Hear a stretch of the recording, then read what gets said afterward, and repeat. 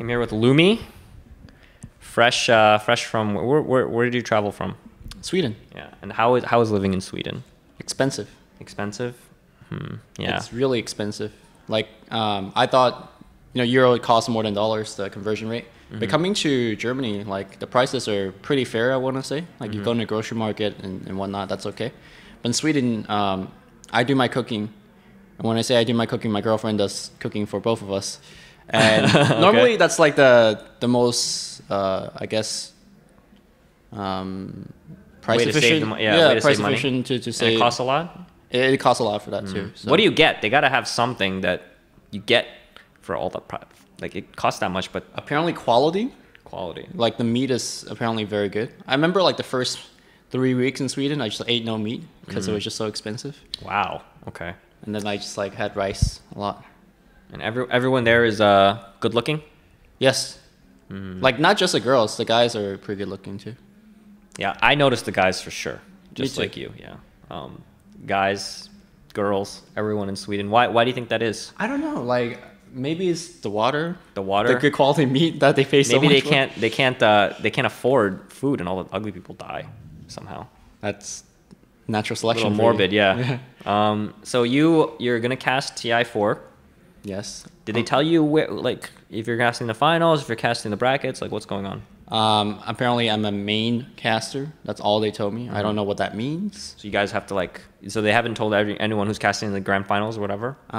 Generally, they don't tell you till when you're there. Like TI2, we didn't know till the final day. I think they were trying to see whether LD and I were going to work together well because that was our first event together. TI3, they told us on day one, it's like, yeah, I'm going to cast the final. So This year, we don't know because obviously I haven't been casting with LD. Well, I mean, I think if you're interviewing the players, everybody wants to play in the final. I think for a caster, it's pretty much the same thing. Yeah.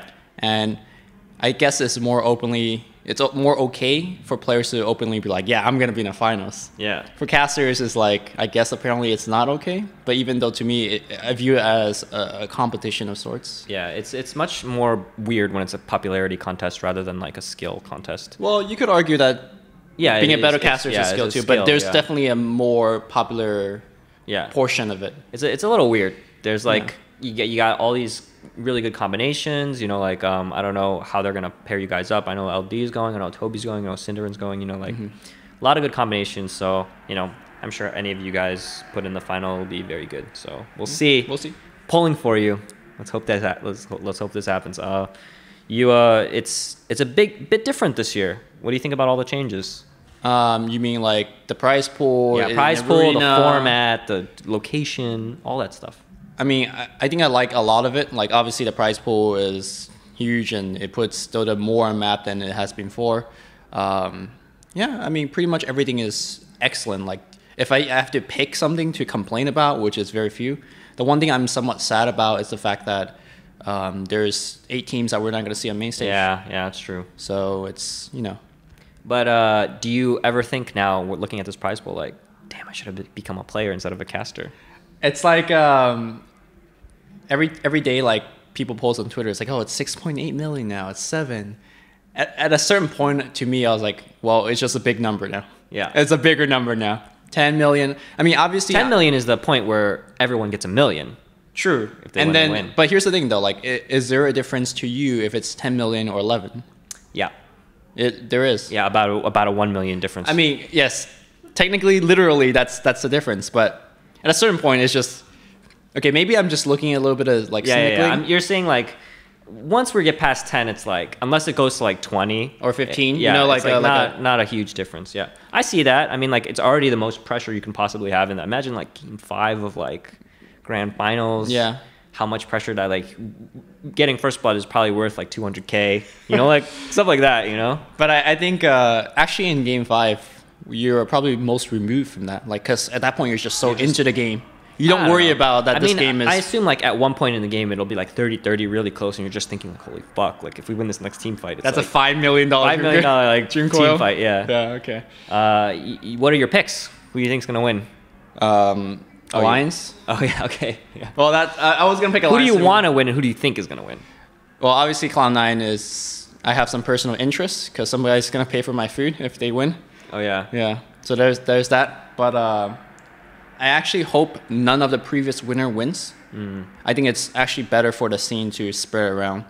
Well, it wouldn't be really spreading around. It'd be one team winning like 90% of the prize pool because this time is so much more. True. I actually would be thinking it would be cool if EG wins it, which I'm not sure counts as spreading around because EG Alliance and everything. Let me give you. I'll just ask a bunch of rapid fire questions about TI, and you can give me your predictions. Where will Navi finish?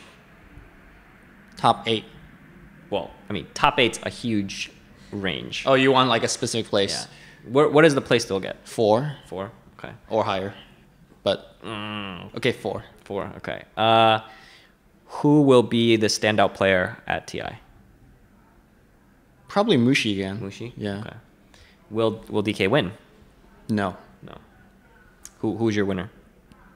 Alliance? EG? It's just like shot in the dark. Yeah, shot in the dark. I want EG to win. Well, I want Cloud9 to win, but I think EG will win. Okay. And what's your who's your dark horse that does better than people think? Cloud9, definitely. Cloud9? Yeah. Okay. And who wins out of the qualifier? I had a nice chat with MVP Phoenix's manager today. The MVP? Wow. That's the dark horse, right? Yeah. I mean, obviously, I think Arrow was the most dominant. Well, but Arrow's already in, right? Oh, sorry. Arrow and MVP is from the same group. Yeah, sorry, yeah. excuse me.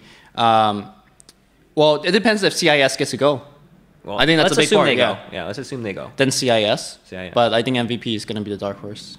MVP is gonna get a chance. Can you imagine if they get in? How awesome that would be. Like if they get in and they get. I want Liquid to win, but if Liquid can't win, then Phoenix. I think it's actually a lot of people are putting an unfair discredit to Liquid. They're like, oh, they're not in the running, in the contention. But I think Liquid is one of those teams that if you don't prepare for them, they are gonna take the whole thing. So I think they're practicing just for the qualifier because they say that the TI like the one game at a time mentality. Yeah. Like we'll get in and then we'll see what happens. I mean,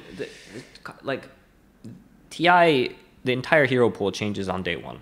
Like last year, like all the picks changed after last year's day one. You know, on TI. So you never know what's gonna happen in those group stages. It's its own little patch almost. Sure. All the styles mixed together and everything. I mean, happens. last year, the Weaver came out and everybody kept using it. And the DK and Alchemist and all that stuff. Yeah. So I guess it's when you're playing for such a big amount of money, you say, all right, Weaver works or DK works. Yeah. And we're all gonna pick that. Did you see they're running Alchemist mid? They're aciding every single wave. What's going on? Wow, that suddenly became good again. Yeah, and then 24 hours later, everyone's doing it, right?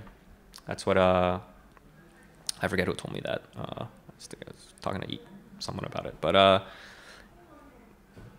you looking forward to anything in particular? You mean at TI4? Yeah. I just hope I want to see a really atmospheric crowd. I mean, the ESL crowd's great, but I mean, you have a key arena. I want that arena filled. Yeah. Well, it's gonna be filled.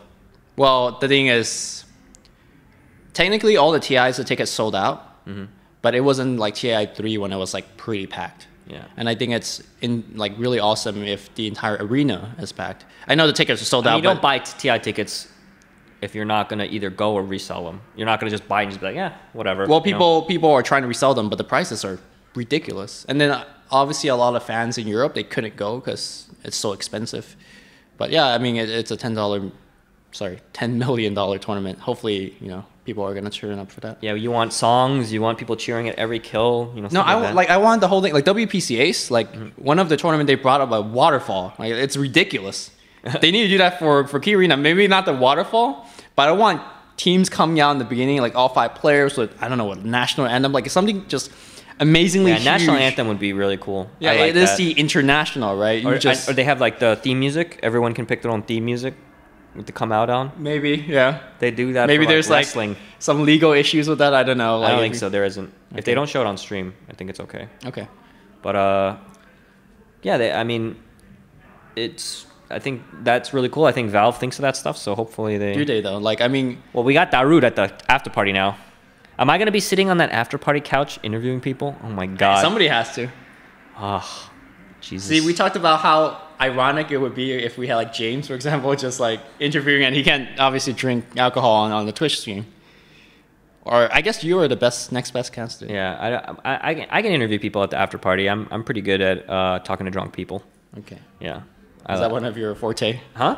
One of your forte? Yeah, I feel like I have the mind of a drunk person sometimes. Okay. So I can kind of think on that level. All right. Do you think that Valve believed that it would get this high? Do you think they were ready for this? I think that the fact that the compendium goals that came after the 6 million were shady and questionable really exploit that. Well, they're almost like, okay, like shit, like what do we do? Yeah, like go home for a weekend, think about it, and then we'll pull some ideas together. Like the whole after party thing, I think that was just like. I don't think anyone really even wants that. Do you want us, like, people would just be like awkward? I wouldn't want to go to that after party. Or you just stay away from the camera. Well, where is the camera? I guess maybe they make it very clear that this is a camera room and Okay. I don't know. No one will go in there then if they know it's exactly. So why do you actually do a stream? And would you watch someone else partying? Do you think it's a little weird, right? I always thought watching somebody play video game was weird. Yeah. Because like, why don't you just play video game? But obviously Twitch chat is gonna go ham. And I actually watch streams for the Twitch chat myself. Well, I like you were a part of the EU hub. You can tell me about that experience. How was that? Oh, that was so fun. I know, I missed it. I wish I was there, but I had to launch a website. I mean, I think you could tell on day 1 or 2 that people were very aware and cognizant that there's a camera. And then after a while, it was just like, oh, it was just whatever, like you get into the groove and you be yourself, or at least I try to be, because that's the whole kind of experience. Who was the most fun, other than you? Ooh. Can't say you and can't say your girlfriend. Ted, it's probably the most fun. I mean, he asked us to try D&D, and I originally thought it was kind of like this nerdy thing that had a bad stereotype. You got to get into it. If everyone gets into it, it's amazing. Oh, we were into it. Like Shiver was into it. Me and my girlfriend, DPM. Shane was into it. Yeah, if the guy who does it is good and he does a good story, good, then you guys can all get into it. Then it's amazing. It was the best. Yeah, it was the best. So Ted was really cool. Like, there was one night where we just talked about old people thing. What do you mean? Like, he talked about cassette tapes. Like how you reminisce. Dude. When I was really young, you had to install games with the fucking floppy disks. Remember that? Yeah. Insert disc 2 out of 24. There you go. Insert disc, and it was always out of order. Like, it would be like insert 1, insert 2, insert 3, insert 1, and you'd be like, what? And right now, I think we're getting to a point where like the younger Dota generation is like 16 or 17, right? And those are the good players. Right, sure, yeah. I mean, a lot of the players are 16, Excalibur, 17. Zai, there you those go. guys, like the fucking they never put in a floppy disk. They have the ridiculous mechanical skill, and it's just like they never had to do their dues, pay their dues with the old school games. They never had to put in a floppy disk. They never had to blow in that N64. Yeah, they never had the problems with the 9600 baud. They don't know that existed. Yeah, stuff like that.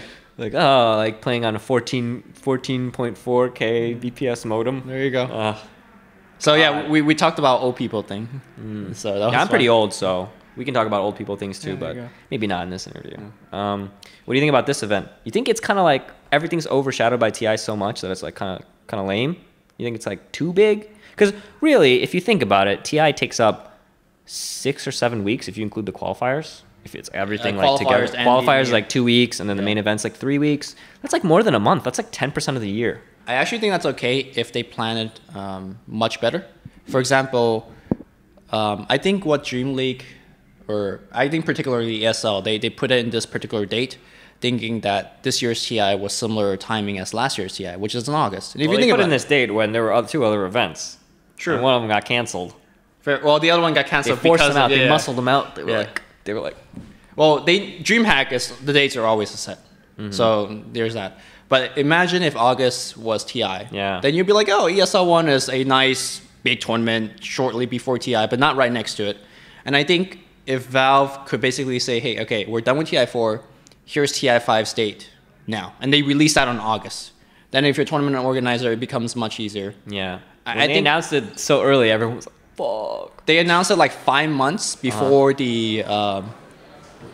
They announced like February or January. Yeah. But actually 5 months is not that long of a time if you're talking about the scale of tournament. If you're booking for ESL One, you're booking well in advance as well. So I feel like if you're Valve, you have to do it a year in advance. That's my opinion. Okay. All right. Maybe they will next time. Let's. I guess we'll just wrap it up. You have any shout outs and call outs? This is our segment now. Shout and call out. Yeah. So. I wish there's somebody to call out, but like everybody's so nice. Come on, you gotta think of someone.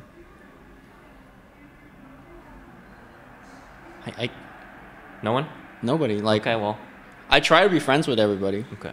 Give me the shout outs. Okay. Well, real fast call out to God. It's like, where's your cosplay? I guess. Yeah, exactly. Yeah. Where's your cosplay? Where is it? Is he gonna do it? Apparently, he has the wigs done. He posted on Twitter. Why can't he just do it? What's wrong with him? I thought I saw Gods earlier because there was an Enchantress cosplayer in the crowd. He really just needs to do it. Yeah. It's too bad. Is he gonna do it at TI? I think it's no. I don't know. We'll see. Yeah. See, I almost don't even want to build up the hype for him anymore. Like, the hype has been built up for such a long time, it's just already gone. Yeah, everyone's gonna see it. They're just gonna be like, oh, okay. It's okay. Yeah. Like, it better be fucking excellent. Yeah. Now I think Like, it's because he has to ride a fawn in the tournament. This is why it's such a problem, because he has now built it to a point where people are expecting quite a bit out of this. He needs to rent a deer. Yeah. Like, actually get a real live deer. Also, real fast, another call out.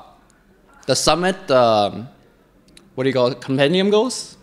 Come on, get a little bit more creative than that. I know people. What? What were their compendium goals? Like a pool party, a grill cam. Okay. I don't know. It wasn't. Can you think of one right now? That would have been better. Like, I think the Tub interview with Merlini, that was pretty cool. Okay. Like, people Anything wanted else? it. Like, for example, if you do like have somebody edit in like a real action, like a live action scene, like 4 or 5 minutes with the Dota players in it. That'd be pretty cool. Like, something that's more creative, that's not just putting a camera in front of people. Okay. And I know a lot of these call outs are to BTS.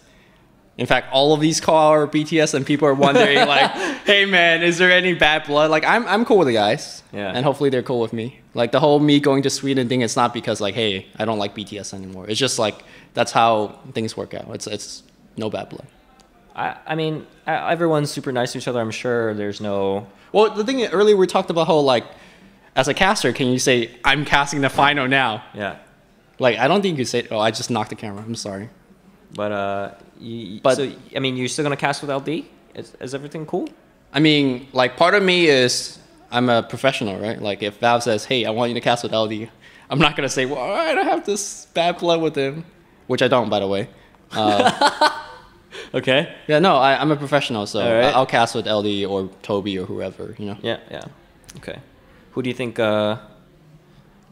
Is there any drama though in the scene? Do you There's think definitely any drama, but yeah. you know, drama left under the Yeah. rugs, I guess. I think it's like not the community kind of blows it up, but I don't think there's that much drama. It's not like huge, like important drama. It's like kind of petty. Yeah, drama. honestly, like, I think if people are more mature in the scene, the drama should not be that big of a deal. Okay. All right. And what about shout-outs? shoutouts? Yeah, shout out to my girlfriend who cooked for 21 people for 21 days. Wow. Yeah, it's pretty amazing. And then also my girlfriend as manager always make sure that I wear the correct gear. Okay. Yeah. Where'd you get that? That's pretty cool. Cloud9 gave it to me. So shout out to the organization. They got the cool Air Force. I'm logo. a sellout apparently. Oh yeah? Yeah. Okay. All right. Anyone else? Yeah, just shout out to the fans of Dota, I guess. Like More and more. More and more. Yeah, I had a chance to kind of just talk to everybody, which I almost wish I'm not Luminous. I just want to interact with them as Dota fans. I'm Well, very curious. Like, what do you like about the game? Yeah, like, what yeah, heroes yeah. do you like? That kind of stuff. I think as it gets more popular and the fans become a little bit more like crazy about the Yeah. people, it's like you lose that interaction. And I think that fans, if you're out there and you see a pro player or you see a caster or whatever, just treat them like a normal person. You're just like a normal guy. Treat them like a normal person. Don't like you don't need to get asked for signature. You don't have to ask for a photograph. Just go up and talk about normal. Well, stuff. I think if you want a signature, that's fine too. Yeah, but it creates a situation where the relationship is now. Well, I definitely try to talk to the people that come up to me and ask for pictures or whatever. It's like like what do you like, like who's your favorite team right now? You know, what do you like about the game? What's your favorite hero? I just, hopefully it's not just I sign your thing, get out of my way. Like I never wanted to be like that. I want to know the person at least a little bit about Dota. Yeah. That's Okay. yeah. All right. You know, check out our other interviews. We have a bunch up now. And, you know, Lumi, we'll see you at TI. I'll see you there on July 5th. Yep. And good luck. Hope you cast the finals. Thank you.